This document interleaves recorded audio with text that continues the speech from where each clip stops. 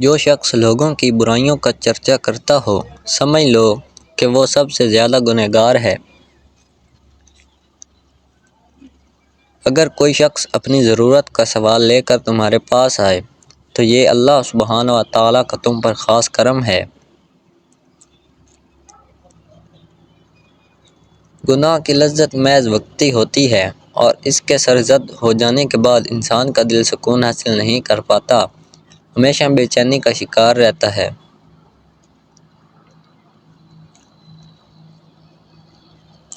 اگر خود کو اس دنیا کے دھوکے سے محفوظ رکھنا چاہتے ہو تو تمہاری عافیت اسی میں ہے کہ اپنے وقت کے 9 حصوں میں تنہائی کو عزیز رکھو اور ایک حصے کو لوگوں سے ملنے جلنے میں خرچ کرو۔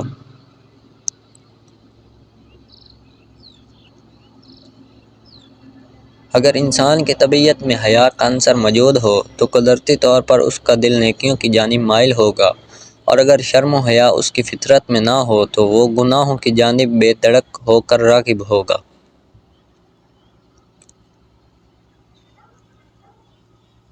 جس شخص سے مخاطب ہو اس کی ذہنی قابلیت کے مطابق اس سے گفتگو کرو اور ایسی بات کرنے سے گریز کرو جو اس کی سمجھ میں نہ آ پائے۔ ایسے لوگوں کے ساتھ معاملات کرنے سے گریز کرو جو ظلم کرتے ہوں یا ظلم کرنے والوں سے کسی بھی قسم کا کوئی تعلق رکھتے ہوں۔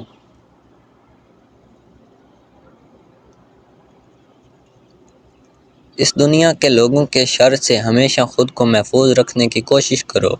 کیونکہ ان لوگوں میں تمہارے لیے زہر ویسے ہی بھرا ہوا ہے جیسے زہریلے جانور مثلاً سانپ یا بچھو میں موجود ہوتا ہے۔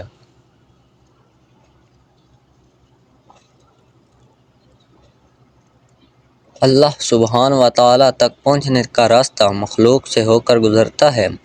اس لیے لوگوں کی ضروریات کو پورا کیا کرو کہ یہ مخلوق کا تم پر حق ہے۔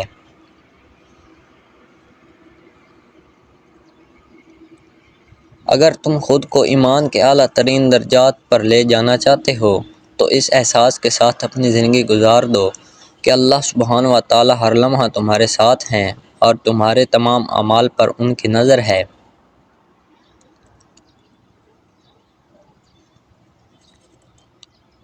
جو شخص بری گفتگو کرنے کی عادت رکھتا ہو وہ در حقیقت 3 لوگوں کا نقصان کر رہا ہوتا ہے، ایک اپنی ذات کا، دوم اس شخص کا جس کے بارے میں وہ بری گفتگو کر رہا ہو، اور سوم وہ شخص جسے وہ اپنی یہ بری گفتگو سنا رہا ہو۔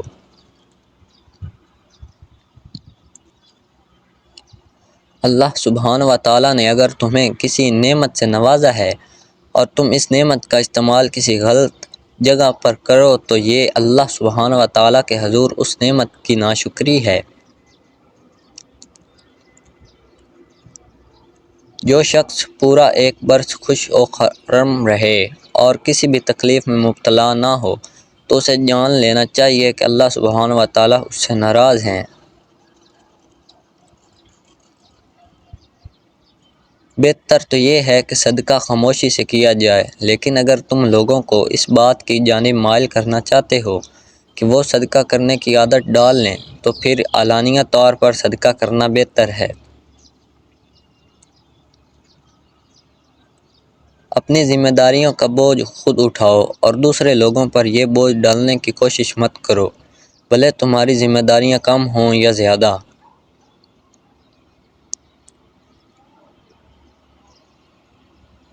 جب تم مالدار ہو تو اس نعمت کا پھل سخاوت کی صورت میں پاؤ، جب تم اہل علم ہو تو اس کا پھل بعمل ہونے کی صورت میں پاؤ، اور اپنی نیت میں اخلاص کا پھل اللہ سبحانہ و تعالیٰ کی رضا کی صورت میں پاؤ۔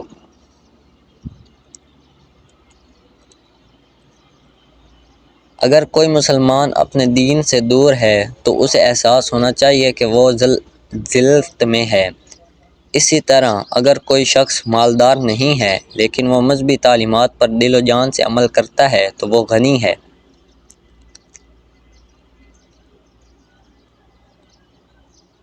زبان سے نکلے گئے الفاظ یا تو کسی کی تکلیف کو کم کر سکتے ہیں یا پھر کسی کو درد میں مبتلا کر سکتے ہیں، اس لیے جب کوئی شخص اپنی زبان کی اصلاح کر لے تو اس کے دل کی اصلاح خود بخود ہو جاتی ہے۔ حیرانگی ہوتی ہے اس شخص پہ جسے روز قیامت کے بارے میں بخوبی علم ہے،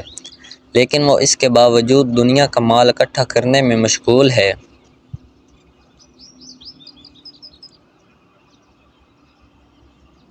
اگر تمہارا نفس تمہیں گناہ کے لیے اس قدر بہکا دے کہ تم خود کو نہ روک پاؤ، تو پھر گناہ کسی ایسی جگہ پر جا کے کرو جہاں اللہ سبحانہ و تعالیٰ کی ذات موجود نہ ہو۔ اگر کوئی شخص کسی مصیبت میں مبتلا ہو اور سب سے پہلے وہ اپنی عقل اور تدبیر سے کام لے کر اس مشکل سے چھٹکارا پانے کی کوشش کرے،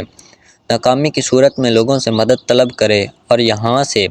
بھی ناکامی کا سامنا کرنے کے بعد اللہ سبحانہ و تعالیٰ سے رجوع کرے، تو ایسی صورت میں اللہ سبحانہ و تعالیٰ بھی اسے منہ پھیر لیا کرتے ہیں۔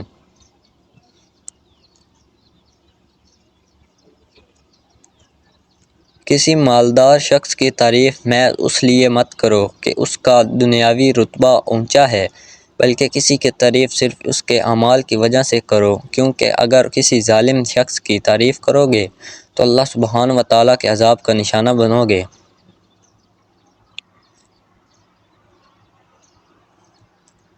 جو شخص تمہارا سچا دوست ہوگا اسے کچھ کہے بنا تمہاری ضرورت کے بارے معلوم ہو جائے گا،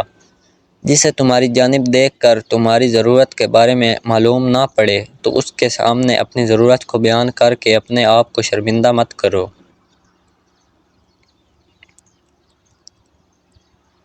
اگر ایک ایسا شخص کچھ رقم صدقے کرے جو بذات خود مفلسی کا شکار ہو تو اس کا درجہ ایسے شخص سے کہیں زیادہ ہوگا جو امیری کی حالت میں کہیں زیادہ رقم صدقہ کرے۔ اگر تم مالدار ہو لیکن تم اپنا مال اللہ سبحانہ و تعالیٰ کے راستے میں خرچ کرنے سے گریز کرتے ہو تو تم اپنے مال کو ضائع کر رہے ہو۔ اللہ سبحانہ و تعالیٰ نے ہمیں اس دنیا میں اشرف المخلوقات اس لیے بنا کے بھیجا ہے کہ ہم اس ذات پاک کے احکامات کی پیروی کریں اور بدلے میں ہمیشہ قائم رہنے والی جنت کو پالیں۔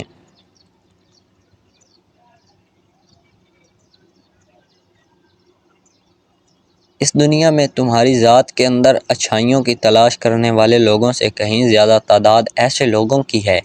جو تم میں صرف برائیاں اور خامیوں کی تلاش میں ہیں۔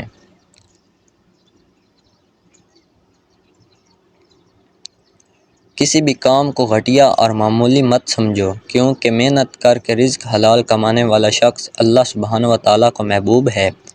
کسی شخص کے سامنے اپنی ضرورت کا سوال کرنے سے کہیں بہتر ہے کہ تم محنت کر کے اپنی ضروریات کو پورا کرو۔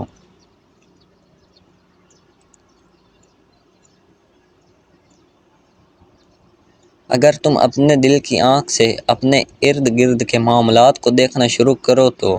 تمہیں ہر دن یوم قیامت کی مانند دکھائی دے گا۔ جو لوگ اللہ سبحانہ و تعالیٰ کو محبوب سمجھتے ہیں انہیں تنہائی پسند ہوتی ہے، کیونکہ تنہائی میں وہ اللہ سبحانہ و تعالیٰ کے حضور اپنی عبادات کو زیادہ توجہ کے ساتھ ادا کر سکتے ہیں۔